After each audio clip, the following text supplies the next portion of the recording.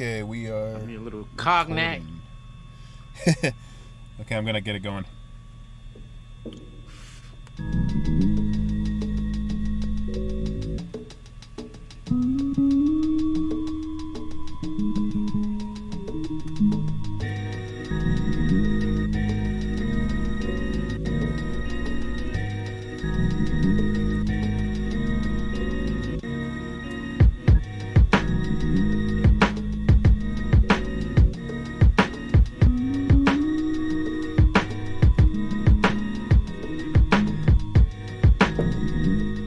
All right, everybody, welcome to Expats on Air. This is a show where expats just talk. We're here with Randy Flagg up in Shanghai, right? How you doing, Randy? Affirmative. How you doing, man?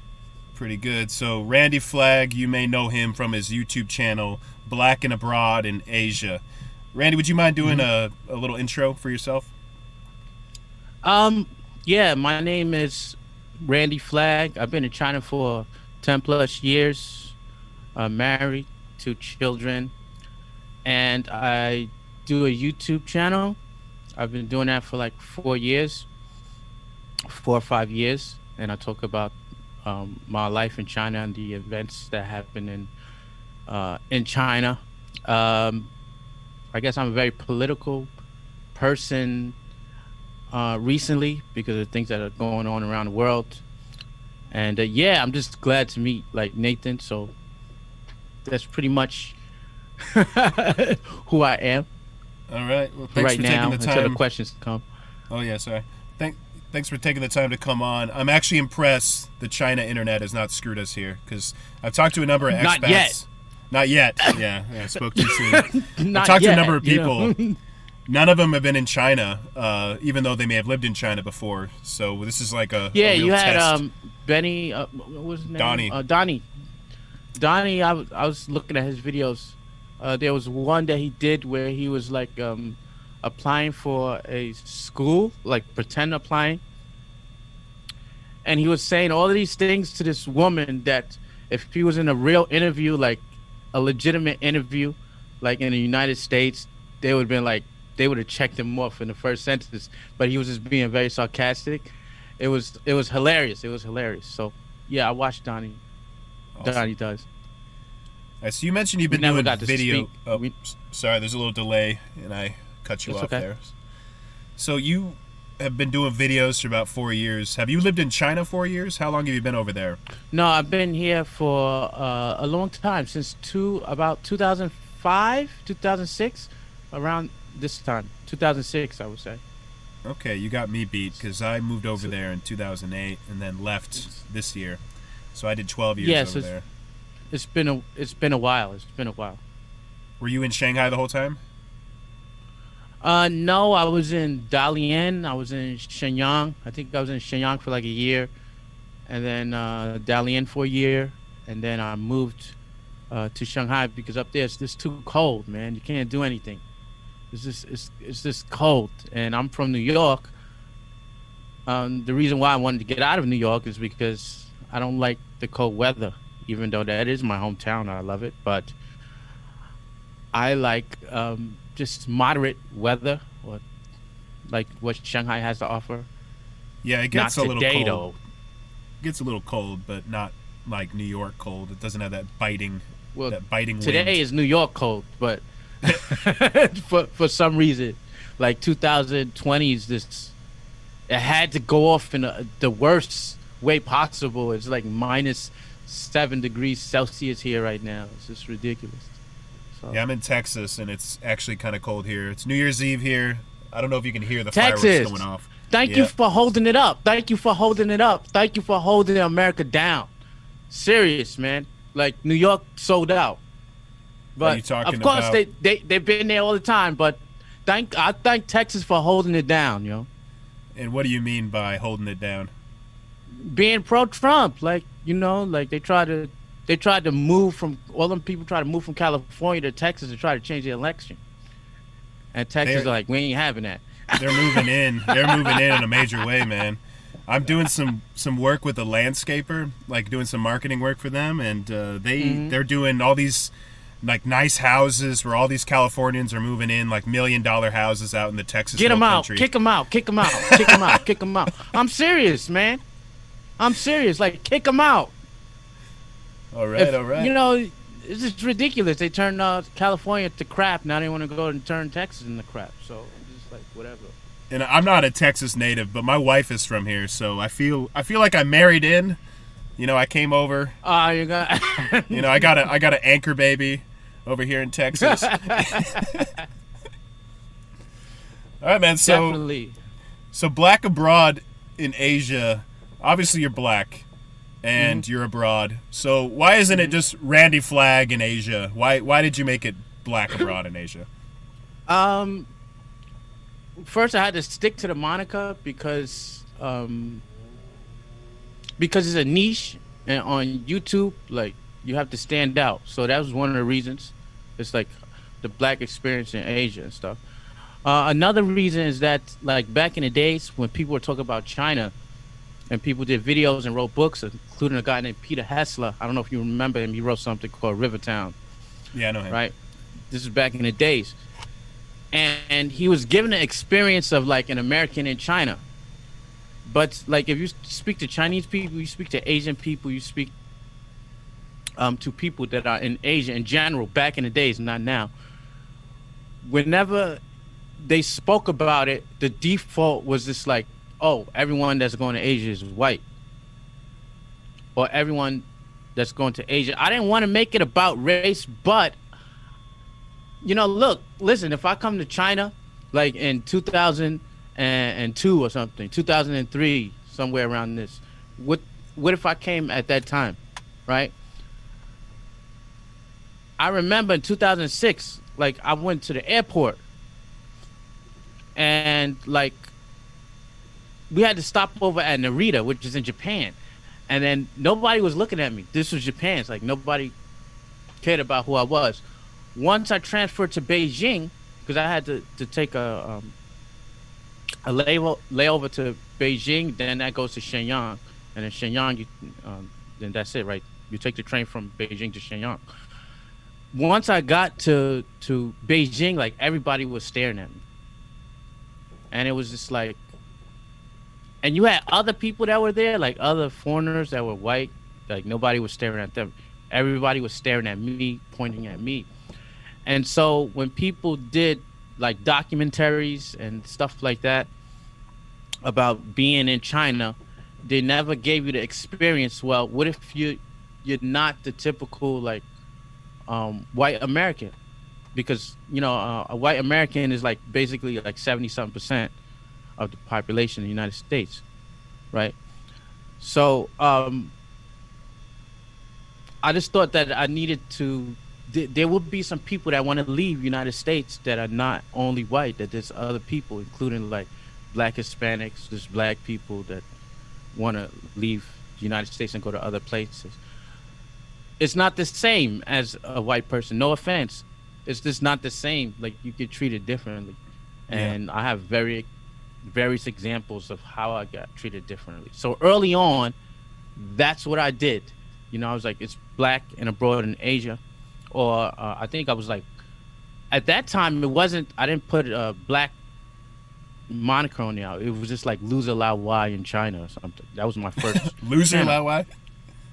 Yeah, it was Loser Lao Wai in China, man. That was just like, because I figured that, because I was a teacher. And I was, you know, the first days of YouTube that I was doing this, it was just like antics, you know, funny stuff. China ratchet. Stuff was going ratchet, you know.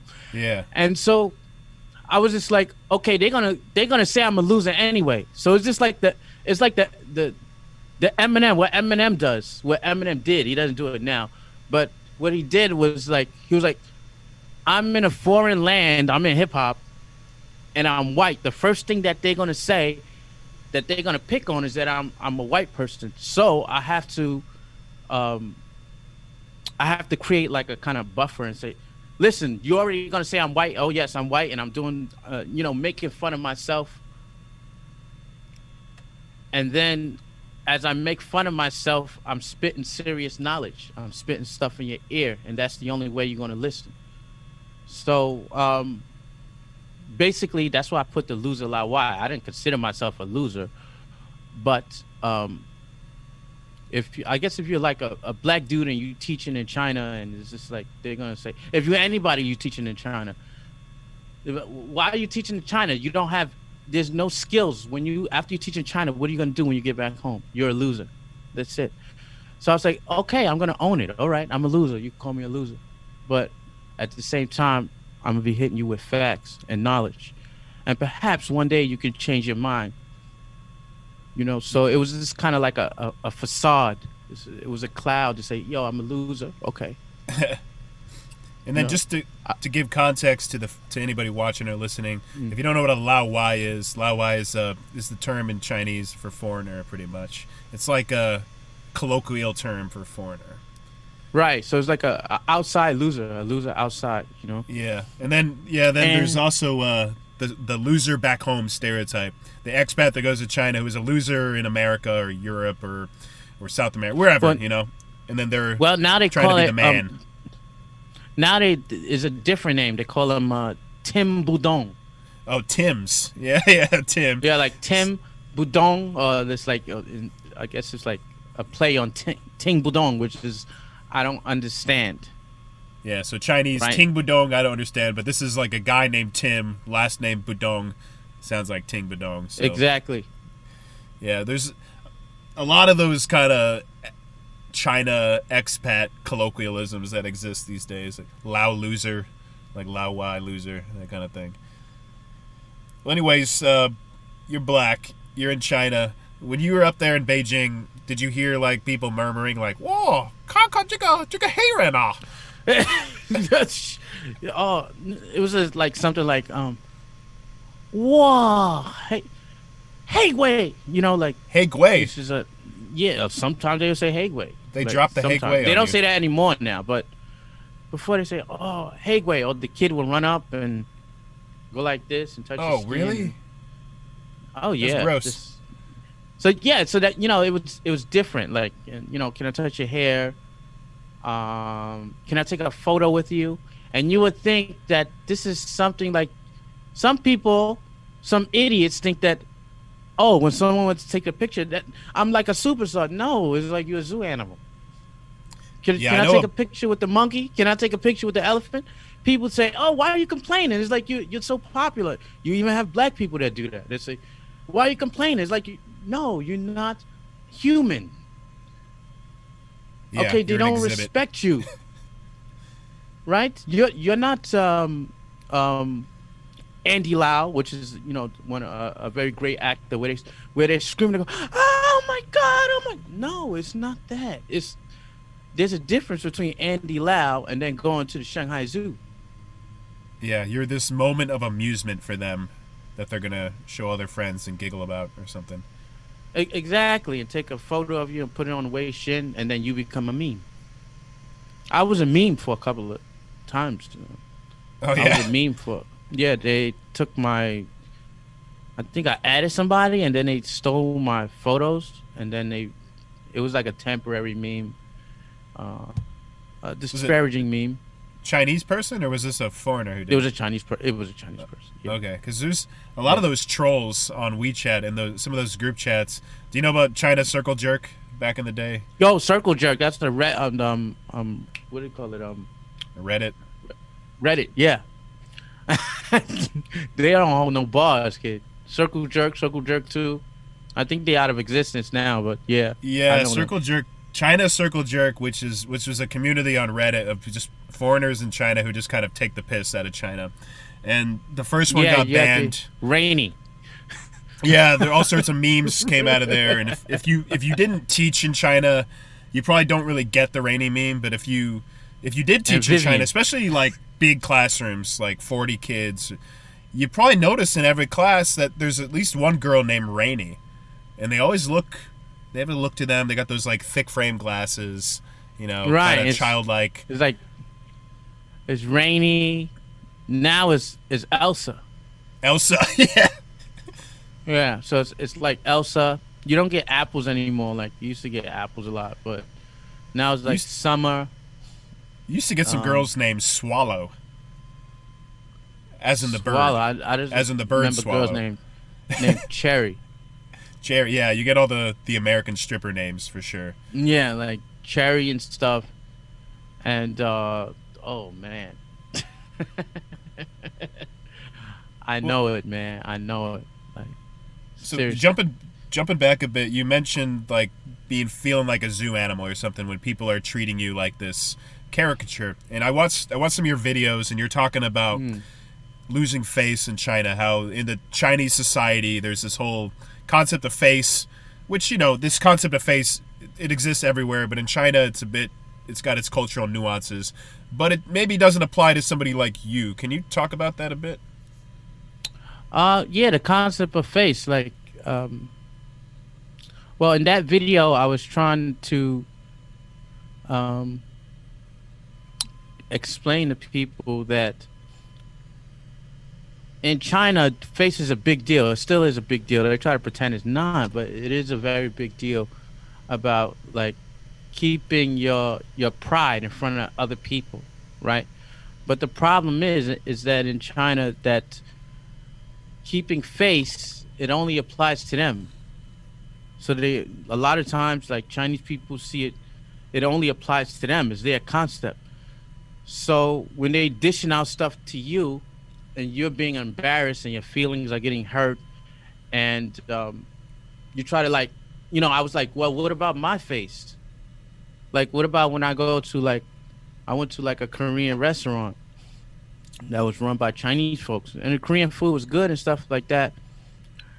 And I'm a patron. I'm paying money. I probably pay more money than most of the people in there because I go in there like twice a week. I'm dropping like 200 yuan each time. That's a lot. Okay, so I'm going in. I'm dropping 200 yuan each time. You should be showing me some kind of respect. You have the person that is handing me the food, or that is coming to take my order. He's like mocking what I say. So, for example, if I go in there, and then, which is part of it is my fault. They say they give me a paper with no photos, and it's just all Chinese. And I'm like, I recognize some things, but I want to order exactly. So any restaurant, any legitimate restaurant, when you walk in there, you have photos, you have pictures of the food. You want to see what you're eating, and they give me something with all words, and I was like, and it's a pretty high class restaurant, okay, and I'm just like, "Kampudong," which means, look, I don't understand. You gotta, I see something, but I don't really understand everything. And then the guy comes to me and says, "Kampudong." It's like, "Kampudong." I'm a 40-year-old guy, man. Like, you can't be speaking to me like I'm a 3-year-old. He doesn't do that with the Chinese people that are in there. Okay, with any of the Chinese folks that walk in here, he doesn't say that to them because if he did, they would be held to pay, especially if they're coming in with their girlfriend or something, and you speaking to him like that. He knows it's very professional. But because I'm a caricature of a human being, I'm not even human. I'm just perhaps an avatar, right? And so when they see me, they don't see me as a person living and breathing and that is worthy of respect. It's just like something it's a caricature. Now, on the other hand, if a Chinese person came into my business in America, I would give the same respect to that Chinese person as I give to a black or a white or anyone or a woman or whatever.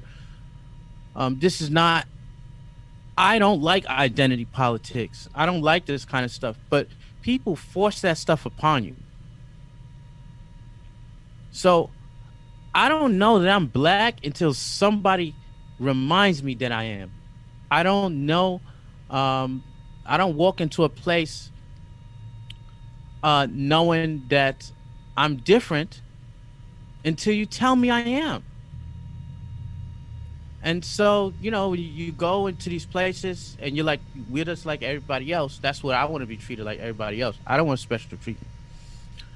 And so when they see me, then, but you soon realize and you're reminded that You are not like everybody else. And so if you might take offense, if I take offense at that, back in the days, I used to tell some of my friends, well, friends, these problems that I was having in China, and people would say, "Just you got to get over it," and I'm just like, "But that's not a good, nice thing to say." And so you couldn't speak to your friends about the problems that you were having in China. You couldn't speak to them about these things because maybe they didn't want to understand, or they're not empathetic. And so that's where Loser Lawai came in to play. And I was like, well, I have to talk to somebody. There's no therapist here. There's no one I can like really speak to. So what I'm going to do is I'm going to make a channel where I'm just going to speak to the people and tell them how I feel. And this is going to be therapeutic for me. And that's how it came to be. It was just like, some people may think, oh, this is about money. You're trying to get money. Not really. It was because to this day, I don't really make a lot of money off the channel. What it is therapeutic. So it's a hobby, but it's even more of that. It gives you a peace of mind. Yeah, it just says that you are not crazy, and that you have all this negative stuff inside, and you need to espouse it. It needs to be released. And when it is released, then that's why I haven't went crazy and went postal over here, because I can say, okay, I got this problem. All right, I'm gonna go talk about it on YouTube. Let's see if people kind of can relate to what I'm speaking about. And a lot of people, black and white, begin to they related to what I was talking about. Yeah, you've built a bit of a community, because I look at your videos and you get a lot of comments, like very active comment section on your stuff. Yeah, technically it should be more, because Loser Lawa got shut down because I was doing China Ratchet, and that was just exposing the bullshit in China. And it was just too much. It was, at that time, this was before PewDiePie. I don't know. I'm pretty sure you know PewDiePie. Yeah. We have this thing called BPP.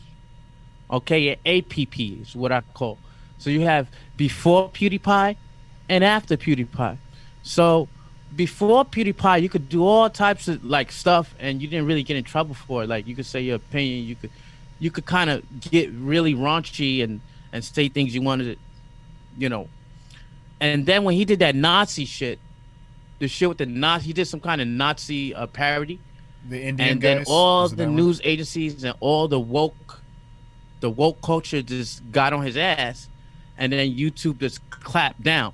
So at that time, at BPP, basically, I was making like $1,500 a month. There was one Christmas I made $2,500 to $3,000 a month for Christmas. Now, which is APP, I'm lucky if I can make $100 a month on YouTube. So it is kind of changed. Yeah, there's really nothing you could do. It's just that's the way that you have to change with the world. The world is changing. It's what it is. That was the adpocalypse of YouTube, where oh god, a good portion of the creators. My channel. I had 13,000. Yeah, so I had 13,000 subscribers, and then one day they hit me with 3 strikes in a matter of 15 minutes, and so my channel was wiped off, and it was on the way up. It was at its. It was at the climax. It was going up. It was like a bull market for my channel, and then after the PewDiePie, bam, it's done, and then I had to start all over again. And because of the algorithms and all that other stuff, I never could get back to where I was. So I work in marketing, and this was a really big deal when it happened in my industry, because it was all these big brands and big media companies that are like, we don't feel it's safe for brands on YouTube because PewDiePie is making Burger King, a company like Burger King and McDonald's, companies that fatten you up and give you all this kind of shit to put in your body, that's okay. But me talking about something like kind of controversial that does no physical harm to you is is evil, you know? So Yeah, I saw a yeah. tweet. It was a good tweet. It was something about how YouTube isn't concerned about making money. They're just concerned about kind of holding on to their power. Like, they're the dominant video platform. They don't want competitors. And they're going to censor Right. you. They're going to prop up mainstream media. They're going to put down the small channels. And you're just going to have to accept it. Yeah, it's nothing you can do it and you can't fight it because I don't know, I'm pretty sure if you sign up to any news service, they ask you if you want to sign up with a Google account. So it's either you sign up with Google or Facebook. Now, I had something called Podbean, right? Yep. And where I put my podcast in. And I signed up with Google. And I know my Google password and I know my email and I know my password. Now, when I go to log in to Podbean and I don't just press Google, I signed up with Google, but what I want to do is I want to sign up by just inputting my stuff. Like my email is whatever at Gmail, and then my password is the same one I put in Google. They won't allow it. So if you try to log in with the same login you put into Google, they won't allow it. You have to press the Google button. The Google button to be allowed to get in. And so what happens is if you offend Google and YouTube and then they decide just to destroy your account, all the things that were affiliated with that account is now destroyed. It's done. Your whole life is done. So they have a monopoly on speech, on freedom of what you want to say, on your ideas. You know. Yeah, It's don't crazy. you dare challenge the narrative, or your channel gets banned. You know, it's insane what's going on these days. I got a strike the other day. Which video? It was some guy called R. Benelli. He was like he's a attorney, and he had an opening statement in the Senate, and he said the election was a fraud, and he was giving all types of evidence. That's all. It was an opening statement to the Senate. Now, if you go on the website of the Senate of Congress of the US.gov, his opening statement is on there. All I did is put it on YouTube. They said it's inappropriate, it's obscene. I didn't make any comments. I just put his opening statement on there. They gave me a strike for that. So you've been posting a lot about politics, especially with the election, happening not too long ago. Are your fans reacting to that in a negative way, positive way? Yeah, I lost a lot. I lost a lot of friends. Basically, all my university friends. They all, because I went to a very liberal college. I went to SUNY Purchase, which is, I think it's like 40% homosexuals, which I didn't know at the time. I don't mind someone is homosexual, but I went there because it was my dream to go to this school. So I got accepted there, and it's a very, very liberal college. And so most of my Facebook friends, you would know, that are from that university. So when I decided to like back Trump and I put up stuff about Donald Trump, God, I threatened to kill me, threatened to hurt me, talk about my children, talk about my wife, talk about the fact that I'm in China, and so, these days we're talking about China. They're saying, how can you talk about, socialism or these things that are happening in the American landscape when you live in China? And that is their argument to me. And I'm like, listen, two things can be right at the same time. One is that I don't like socialism. Socialism is not right for America. Okay? It's just not. It's not right. It hasn't worked for the black community. And then another thing can be right is that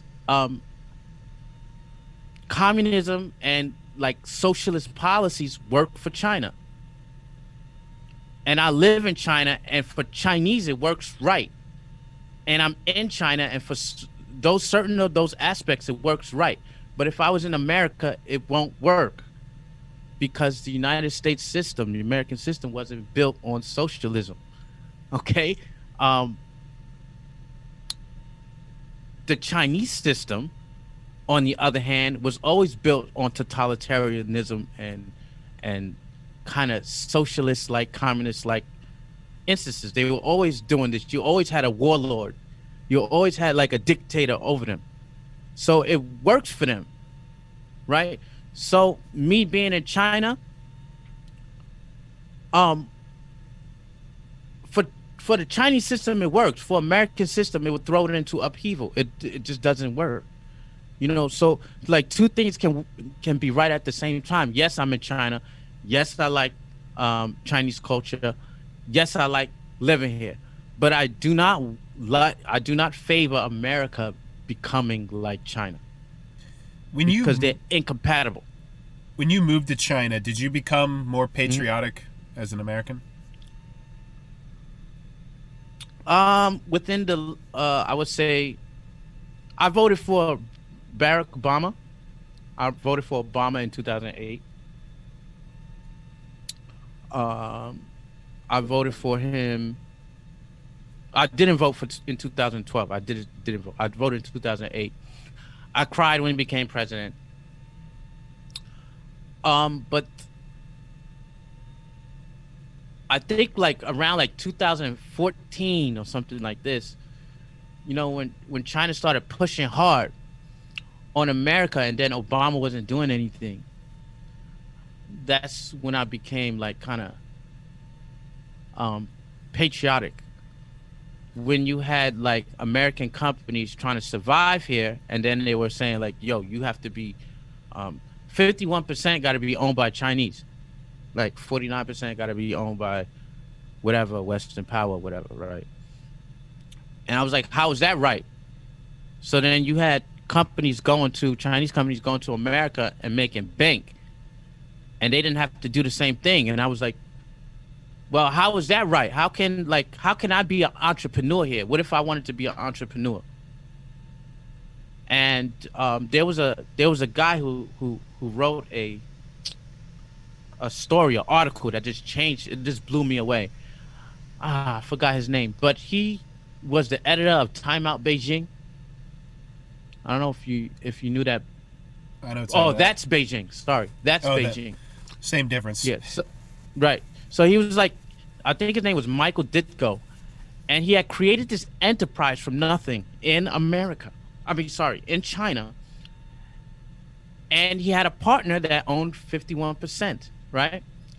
They took everything away from him, and they left him with nothing because they had the power to do that. He basically had to go back to the UK with his tail between his legs, and I was like, how can you allow this to happen? And so I'm seeing like, I don't hate Chinese. I don't have any hatred towards them. I'm just saying I want uh reciprocity, right? So if you're being successful in my country, then others, it doesn't have to be me, but other people that are like me, like Americans and Westerners, should also be successful in your country by the same means. And so I didn't see that happening. I was like, yo, this is insane. You know, Yeah, it's like all those social media y- platforms that are banned in China, Facebook, Twitter, right, Instagram, yeah, YouTube, every single one of them. right. And then when Trump starts talking about banning TikTok, the Chinese government starts saying, we need an equal playing field. We need equal access to information. And there's This is racist. no self-awareness of what they've blocked in 2006, 2007 is when they started blocking all that stuff. Yeah, and on my channel, I try to explain these things, and I've lost a lot of subscribers because of that. I'm like, listen, China's banning like 10,000 Western sites, and then you have these other companies that are allowed to operate with impunity, like in America, that are Chinese companies. I'm not racist against Chinese. I just ask for reciprocity. If you're doing this, is supposed to be equal exchange. I'm supposed to be buying into this thing of globalization. So what globalization is like it's equal receive, equal given. Right? I give you $1, you give me $1 worth of goods. It's not I give you like $10 and then you give me $10 worth of poisonous dog food. And then you don't get no one gets punished off of that. Or like when Huawei right now is stealing the licenses of QR technology, which that was founded by an American. If you don't know, the QR that you use in all these things, that's founded by an American. So they stealing all of these kind of things and they're prospering off of that, and then you're not doing anything. And I'm like, Obama, why aren't you doing anything? You have a brother who lives in China. Like, don't you care? You notice his brother like dropped off the chart, right? He never talked about his brother, and I think it's because him and his brother don't agree. His brother's like, "Yo, I like China, but China's eating our lunch." Right? He got a brother that lived down in Guangzhou. I don't know if he still Malik Obama? does, but Barack Obama has a brother. Was his name Malik? Malik? I don't even know his name, to tell you the truth. There's a guy on Twitter who claims to be Obama's brother, and I think it might be that Half-brother? guy. Yeah. And so you see these things shifting, and then you see a power shift and technology shift. And what I see is that China is destroying American technology. Like, I haven't touched paper money in like 3 years. So you've been there a long time. You were there in the heydays of Hu Jintao's reign in China, and then you saw the transition over to Xi Jinping and how that's all changed. So what's your impression of the kind of before and after? I think like America was sent on a mission to try to contain China, and they kind of failed. Maybe because of corporate greed. You know, corporations want to come here, they can make a quick buck. They can make things cheaper. They can get tons and tons of money. They don't really care about the political side of it, as long as they make money. But China, won't let them take their money out. I think they just got more powerful. You know, when I came here, sorry, it was more open before when I first came. Now it's more like closed. Now more things are blocked. So America was supposed to open up China. What happens is that it's the butthole is puckered. It's puckered shut. You know, so it's just like why don't we bring the NBA to China? We'll bring our American cars, McDonald's, KFC, and we'll just liberalize China. And what happens is they just take our things that they like. You know, McDonald's is really well there. They're going to put your back in chains. They're going to put your back in chains. Okay? They're going to put your back in chains. But this free market push, this free market thing didn't work out. They thought the free market would liberalize China. The total opposite happened. It's become more authoritarian. Yeah. I mean, more rich. America is poorer now because of look how much money we got to give away. I want the 2,000. If you're giving away 2,000, give it to me. But why did that happen? Why is all this money, is given away to people? It's turned into like a welfare state. I'm like this. If you want to give me 2,000, I'll take it. If you want to give me 600, I'll take that too. If you don't want to give me nothing, I'll take that too. And so right now what's happening is look, we are being bankrupted. We're being bankrupt. China didn't give any kind of stimulus package. I think they sent a few masks to people. Oh. I think that was the stimulus. Was it sent or what? Did we buy them? Probably, yeah, because you get taxed in China a bit differently. But since Trump came in, like, so when Trump came in, it was just like, and people don't like when I talk about Trump. They hate it on my channel, but I still keep doing it. And I was like, even if I got 10 subscribers left, I need to talk about what I believe in, and I need to be on the right side of history. And the things that are happening is it's crazy. It's crazy. Like, it's hard to fathom that we would be here in this age. So when Trump came in and then he shut down the Chengdu embassy, I was like, no, he shut down the Houston embassy, and I was like, he ain't playing. You in Texas, so you know what's up. He's like, he ain't playing. He shut that down in like a week. He was like, done, shut down. And then what China does is that they kind of reactionary, so they shut down the Chengdu embassy, and Trump was like, I don't care. You want to shut down another one, So I was like, finally, someone who's fighting for. So I voted for Trump because I wanted,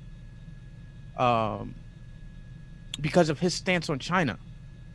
Like I said, two things can be right at the same time. Like, there's aspects I love about China, but then you have a deep-rooted kind of, I guess, patriotism, and I love my country. Chinese love their country too. Yeah. And you have Chinese that love their country, and they're abroad. They're in the United States, and they have the Chinese flag and they're waving it.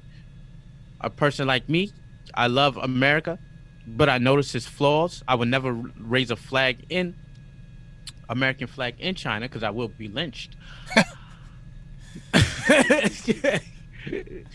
You might get one of these. You might get one of these. Yeah, so it's just like, whatever, man. Like, so when you talk about Chinese controversial issues on YouTube, do you get the Chinese trolls, like the paid 10-cent really. army or 50-cent army? No, because I'm black. They don't care what I'm literally, excuse my language, but I'm just the N-word. So it's just like, we don't care about what he thinks. So what we're going to do is we're not going to comment. We're going to send like bots. So what they do is they just send bots so that my videos won't be seen. Like downvotes, that kind of thing? Like yesterday, I was speaking about something about China. And it was kind of it was kind of critical. And then all of a sudden I started getting these comments of emojis of love. And then when you click on the avatar, when you go to their channel, what you see is a whole bunch of like Asian sex sites or stuff like this. So it's coming from Asia, right? And so you get attacked from the 50-cent army. You don't get a personal message from them because I'm not important enough. Because, what many Chinese people believe is that, nobody cares what the Negro got to say, right? Now, if you got a person like Sapenza, when he says something, he's gonna get personal responses. He's not gonna get bots and all this stuff because he has a dedicated following. So right? This is Serpent Zie, South African white dude who doesn't live in China anymore, right? Yeah. Right. But he was like the biggest YouTuber in China, you could say, for a while. Right. And so when he says something, they kind of like take it personally because regardless if they say anything or not, he's getting like 500,000 views for that video, right? And so they will attack him, and that's why he had to leave China. It's a kind of a posh Englishman saying something, or South African saying something about China, like criticizing Chinese. That's the face. Like, we can't have this guy talking about us like that. We gotta get at him. If this is somebody like me, it's like to them, I'm a hayran. I don't have any power, right? So it really doesn't. They just send the bots, and so that's how I've been suppressed most of this time. Can you explain what that 50-cent army is? I think people probably listening don't know what the Wu Mao. Yeah. Oh, 50 Cent Army, which now the West uses it too, but the 50 Cent Army is a group of like cyber militia that the Chinese government pays to um like kind of harass you and send like these kind of cyber attacks against your channel. If you have something to say that's not that doesn't coincide with or doesn't go along with the narrative or the party line. So they got something called Renro Shishua. I don't know if I'm saying it right, but it's called the Human Flesh Search Engine. So anybody can be found in China. If you say something crazy, so this is what you would call the cancel culture in America. So all the stuff that America's doing now, like I've been in China, they've been doing that already. Okay, so the Wu Mao army is like part of the cancel culture militia. If you say something wrong, that's why people are afraid to say stuff and talk in China because what they do is they find out where your wife works, they find out where you work. Um, I had one friend. He was saying something crazy. He's already kicked out. But they threw like crap at his door, like a bag of shit. They threw it Jeez. at his door. Do you know what Throwing like kind of? feces at his door. They found out where he lives at. They found out where his wife works. They found out where his children go to school. And what they do is they just harass until you get fired, until the government takes action, even though it's endorsed by the government. And then what happens is your life is ruined. And that's basically what cancel culture is right now. So if you say something crazy, they coming after you. They're gonna find everything about you. And I've been warning people like for the past 5 years that America's heading towards this. You have to stop it. But now it's too late. They already like subverted. So basically what the Wu Mao is what is the Twitterati. What do they call that? Like the like the Twitter army, basically. So if you say something out of character, if you say something somebody don't like, you'll be attacked.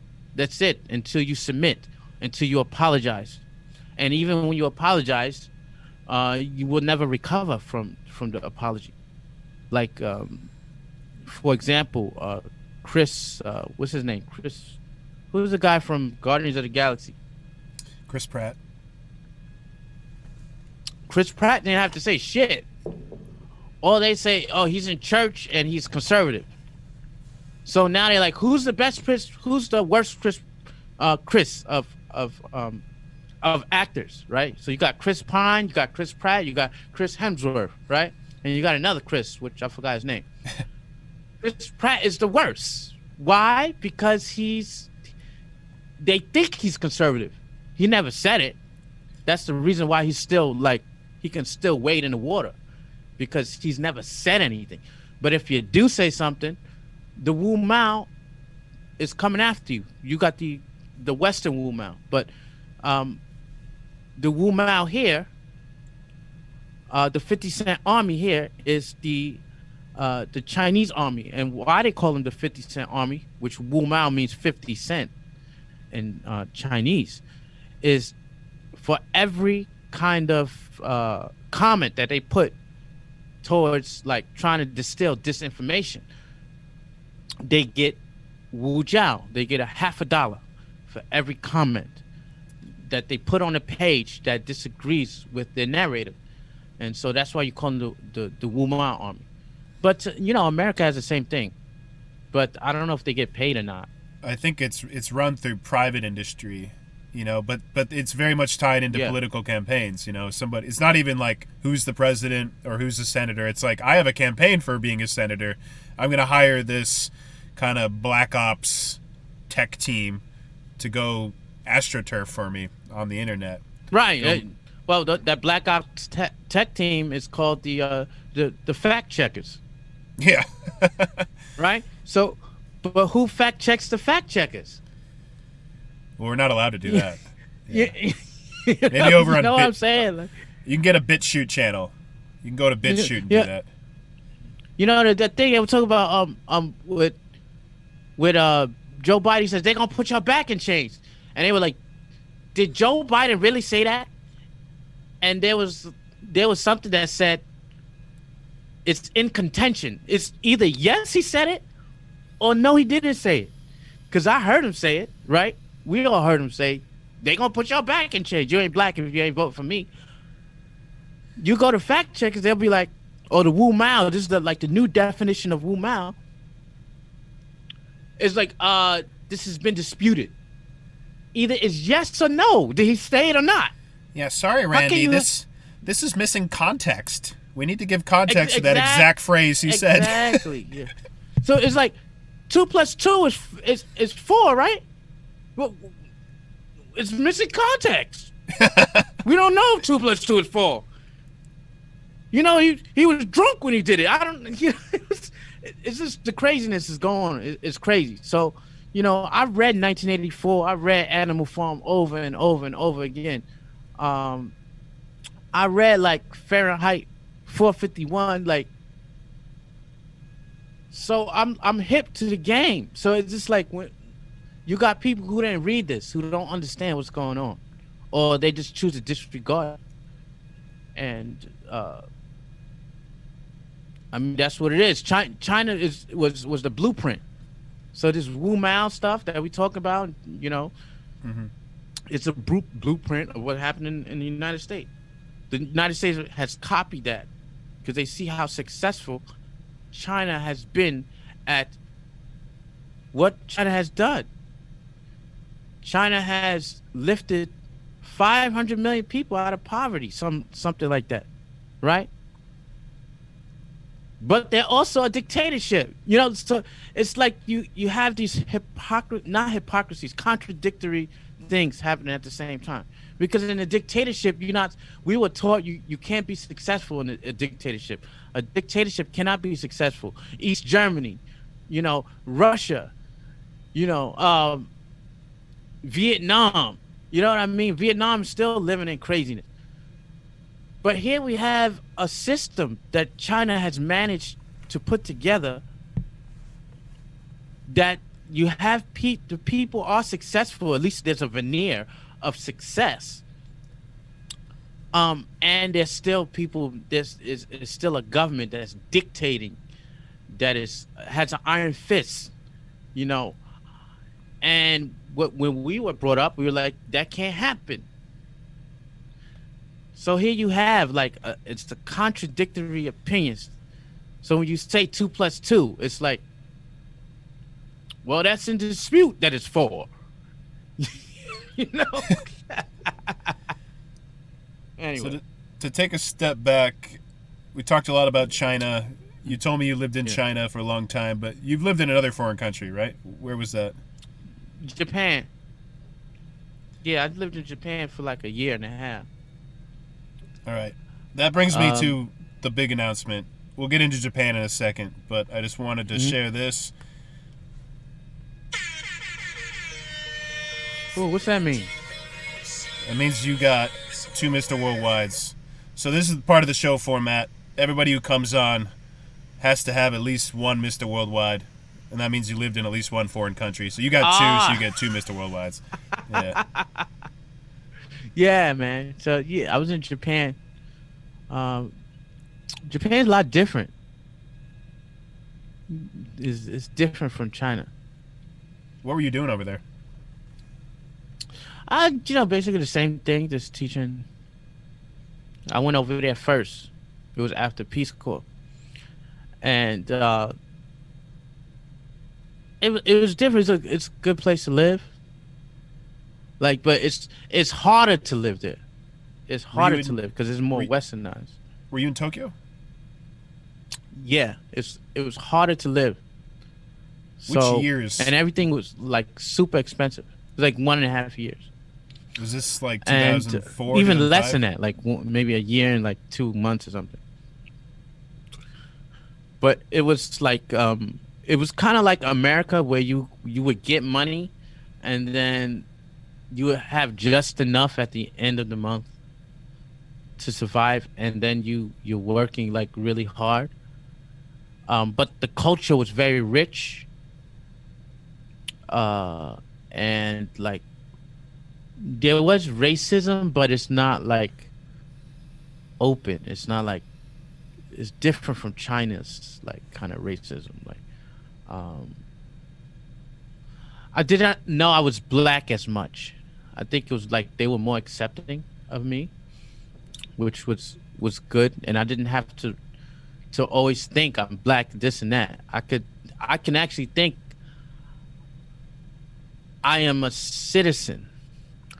And the reason why I guess I chose Asia is because the crime is very low. Like, there's virtually no crime. I came from a crime infested Bronx, South Bronx.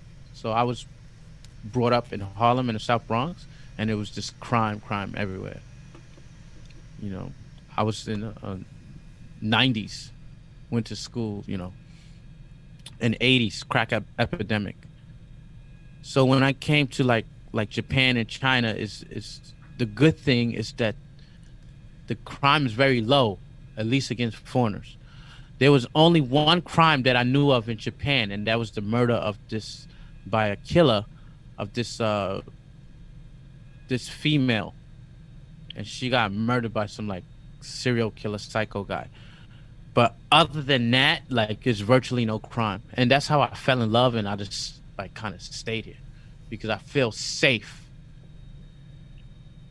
And you're married to a Chinese woman now. What's that like being married to a Chinese woman?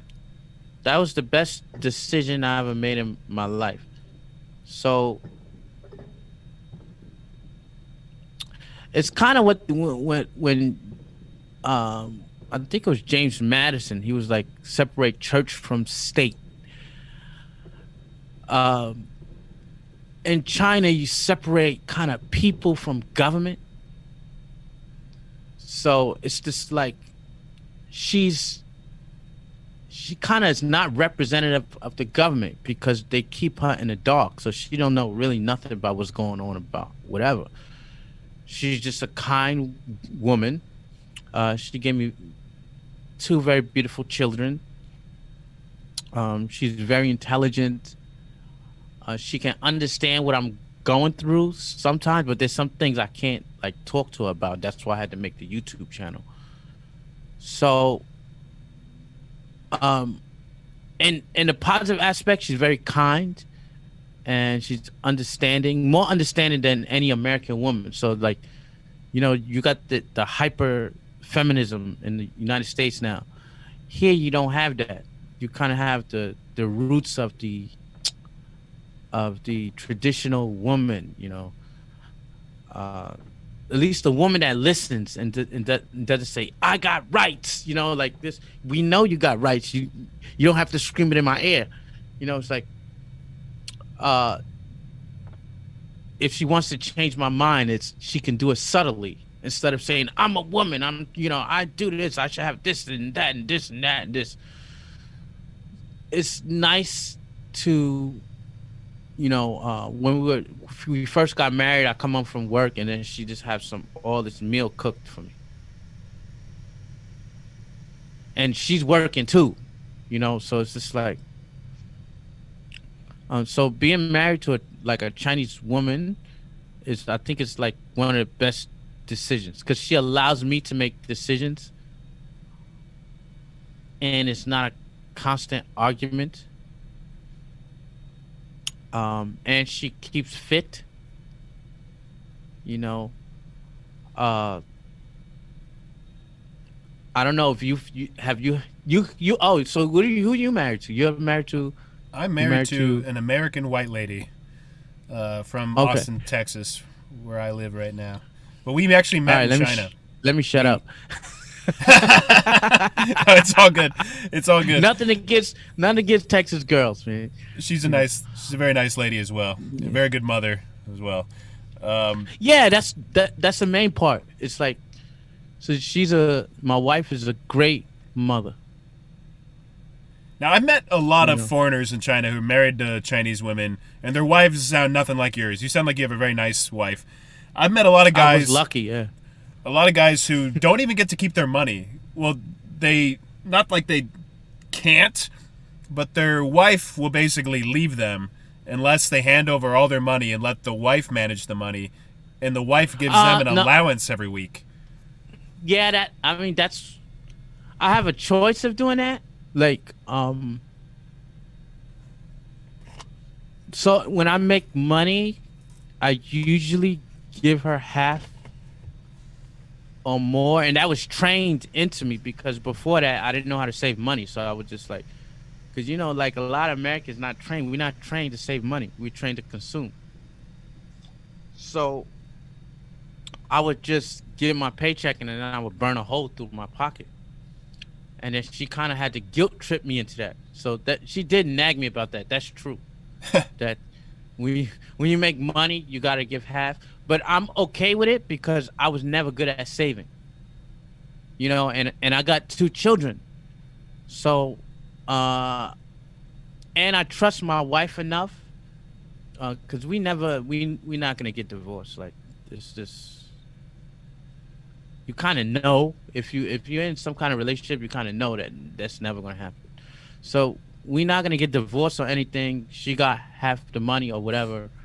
Um, if we were to buy a house, I think she would let me put my name on it.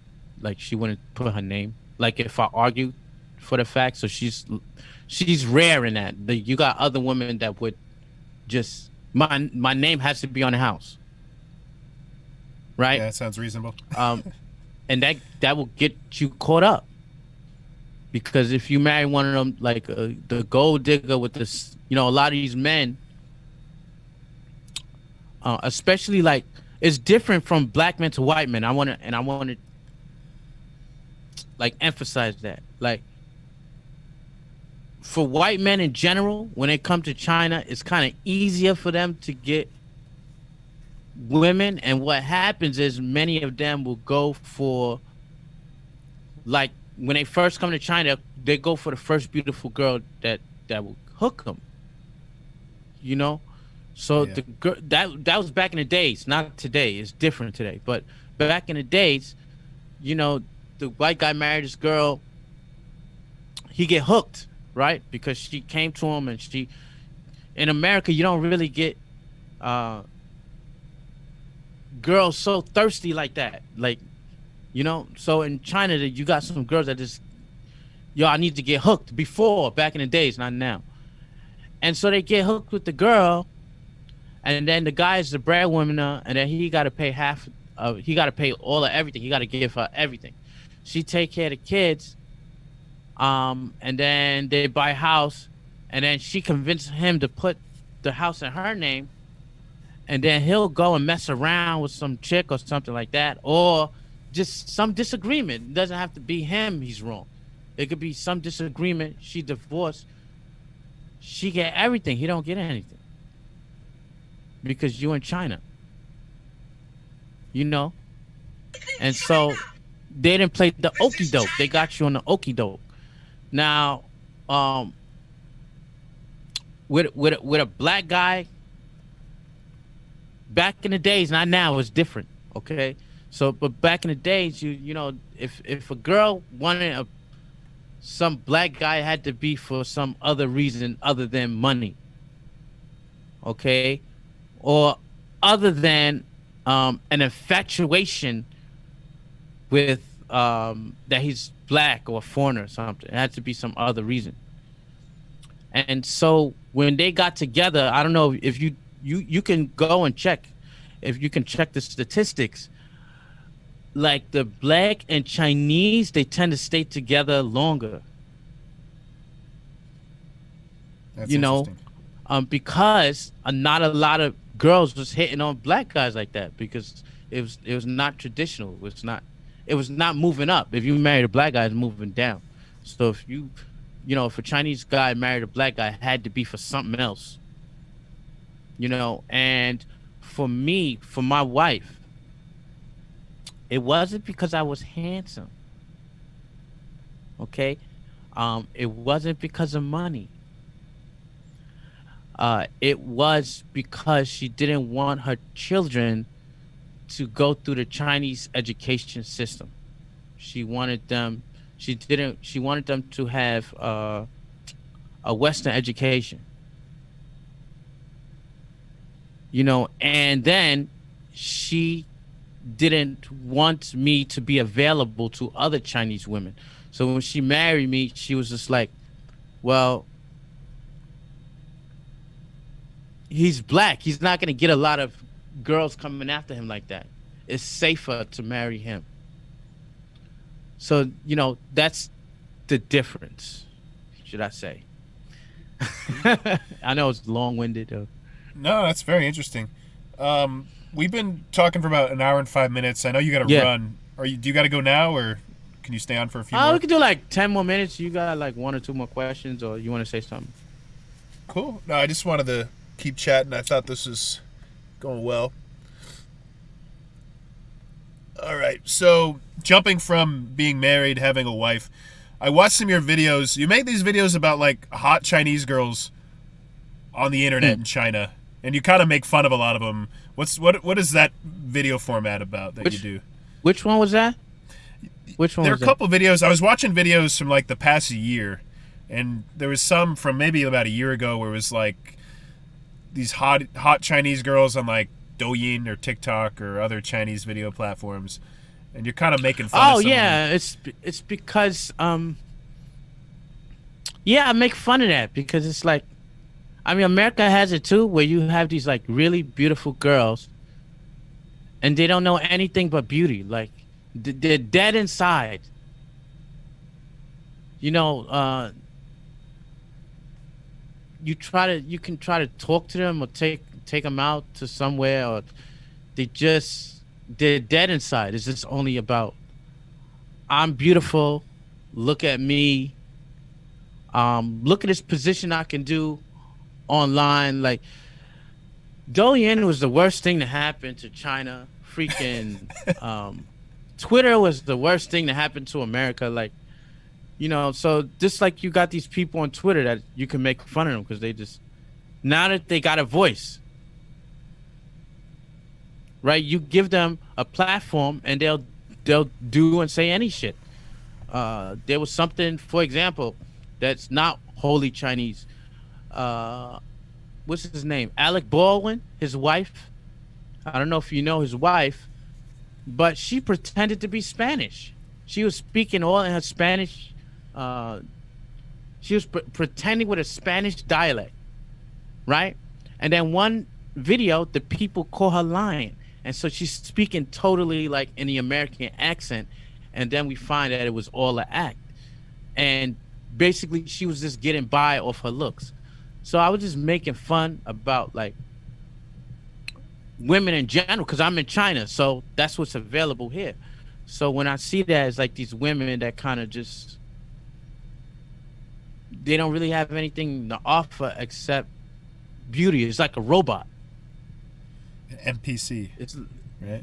It's like no emotion, no nothing. It's just like, if it's about cosmetics and beauty and like some Korean drama, oh, I'm in. But if it's about like something more deep, like what is beyond Earth, what is beyond life and death, what do you get out of life? It's like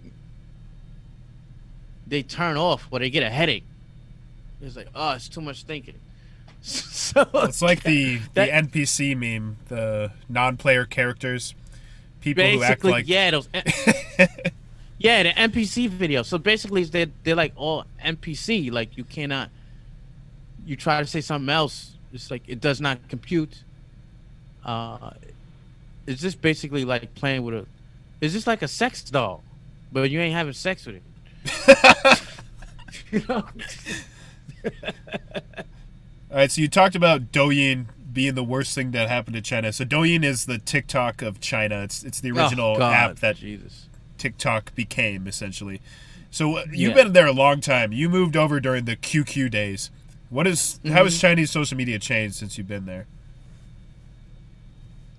To tell you the truth, like Chinese social media is more open than American media. Like that's scary. In what way? A lot of stuff has just been Basically, all it is that they see something American, like Twitter, and then basically what happens is, oh, Twitter. How about we have a Chinese Twitter, and let's call it Weibo, and then let's block Twitter. You know what I mean? So how about we have something like a Facebook, just for Chinese, and then let's block Facebook, and then let's just give an excuse. You know, same thing with YouTube. Like, let's just copy everything from YouTube. So it's like everything that America does, what China does is make it Chinese and then block the American part. And then block the American import to the Chinese audience. If you would have let YouTube flourish and Twitter flourish within the Chinese border, there would not be any of this kind of like Weibo and all this other stuff. Yep. And I think that just comes from the what do you call that? Like the opium wars, I guess. Like where you had like foreigners coming into China and then just locking everything down, and they kind of like they don't want that to happen again. So what they do is they keep you at bay. You're a necessary evil. We like this technology. We'll borrow it, mimic it. If we can't do that, we're gonna send a student abroad. He gonna pay the full fare. He gonna take the technology, bring it back. Then we're gonna block that technology and say, "What are you talking about?" So, like, basically, that's just what's happening. Like now. So they got a foolproof plan, and it works very well because America is too chicken shit to do anything about it. So all these things that you see, that like the Chinese social media, a lot of it is based off of American ingenuity. Yeah, even the old one, before WeChat, Tencent had an app called QQ, and that was ripped off of ICQ, the old 90s chat app. Basically, yeah, QQ was that's Robin Lee or something. Made QQ. But yeah, basically, yeah, that was I was using that ICQ. You had Yahoo Messenger back in the days. MSN Messenger. Yeah, when you came into China, you got confused because you're like, this is not ICQ. QQ is not ICQ. And so, you know, you got a lot of intellectual properties getting taken, like Jiaodan. Oh, like the Jordan sneakers. ripoff? He worked. Yeah, he's a dickhead, but he does have a brand. And basically, they ripped off his brand and said, "Oh, we're gonna sell sneakers like this." And they did not get really. There's no repercussions, so they keep doing it. And I think that it will still keep going on because they make it too much money here anyway. So that's Chow Dan, and that's the Chinese name for Jordan, as in Michael Jordan. Yeah, so they just Chow made Dan. a brand called Chow Dan. Had the little silhouette of what looks like Michael Jordan dunking or something, right? And it has nothing to do with Michael Jordan. He sued him. It took him 10 years just to get anything. Like this is obviously they stole it, right? Like, why does it take 10 years? You can't bring it to some kind of tribunal, the WTO. WTO is bought and paid for. WHO is bought and paid for. Africa is bought and paid for. Like, China is the future right now. There's nothing you really could do. It's just like I'll just sit, and I'm glad I'm along for the ride. That I was smart enough to know of that America's greed would not let them win. You know that people like Benjamin Franklin, James Madison, they're turning over in their grave right now. You know, it's like what the hell has happened to the the American Constitution? You know. Well, jumping back to being black in China, we were talking about Jordan. NBA is really huge in China. Most of the NBA, it was, but people still love the NBA, and most of the NBA is black. Would you say there's a difference in how like NBA black athletes are treated versus the average black guy like yourself in China? In China, yeah. I mean, basically, look at Kobe Bryant. So, like, Kobe Bryant and people like, why is it that Kobe Bryant became an icon in China and LeBron James didn't? It's because of his dark skin. This is, like, I don't like LeBron James. I actually detest him. But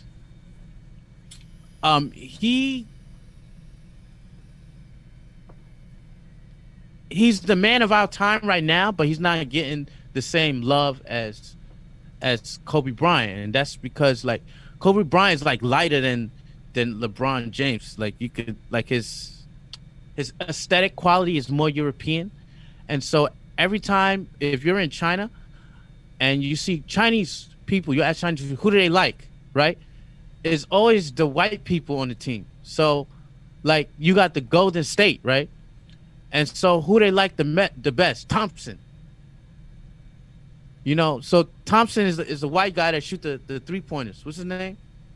I don't know anything about basketball. Thomas or whatever. So he's a white guy that shoot the 3-pointers. Steve Kerr, like this kind of people they like.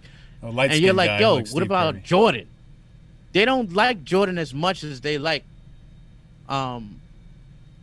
Kobe or Thomas or even Curry, because Curry is very light skinned. So it has a lot to do with colorism. Okay, so colorism, it has a lot to do with it. And once you get to a certain level in America, you transcend blackness. So I used to get people that they used to be like this. So they used to be like, where are you from? And I used to be like, yo, I'm American. They'd be like, no, that's impossible. You can't be from America. And I'm like, why? And they'd be like, because you're black. And I'll be like, but Michael Jordan is black. So I would take the blackest guy. I can't say Kobe, right? Because he's got a little lightness to him. So I say Michael Jordan is black. And they'll be like, but he's different, though. He looks Ethiopian. Right? Yeah. So what has happened is Michael Jordan has transcended identity politics. He has transcended identity. He is now an icon. And so when I say, what about Michael Jordan? What about like Michael Jackson or something like that? I don't know. Not the best example. You're not the best, but Michael Jordan, somebody that they like, right? That is black, and it's mostly going to be in sports. I'd be like, what about Mike Tyson? Oh, but that's different though. And I'm like, how is it different? And they can't tell me the reason why it's different. And I used to get that, but nowadays, like I said, China has changed. So for every like 5 years, like 2 years in China is like almost like 8 or 9 years in America. So now they don't do that. So now when I walk down the street, they say, "Oh, he's American." They don't even say Fajo anymore. They say, "Oh, he's American." Huh. It might be because of Black Lives Matter. I don't know, but now they just assume I'm American now. They don't ever. I haven't had that like in like 2 years where they're saying, "Oh, he's Fajo." They'll be like, unless I go to some bumfuck town. But just the regular like Shanghai, they'll be like, and I'll be like, "Oh, where am I from? Where you think I'm from?" They say, "Oh, America." I'm like, "Yeah, you're right." So something must have happened. Like they learn quick. They learn quick.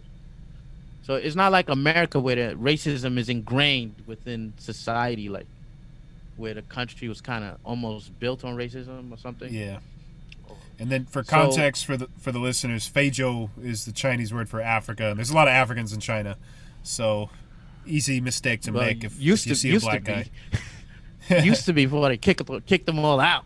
So when was that? Was that like last year?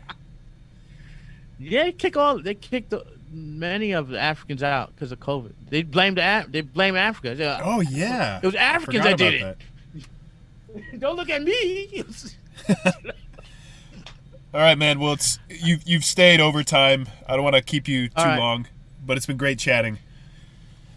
Yeah, man. It's always a pleasure.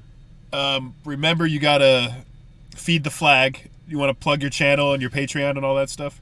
Yeah, feed the flag. Just check out Black and Abroad in China.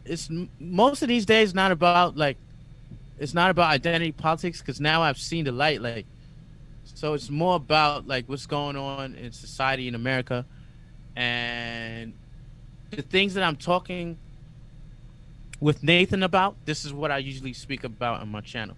So if you're interested in things like that, then you check it out, Black and Abroad in China. And yeah, that's it. Peace. Cool.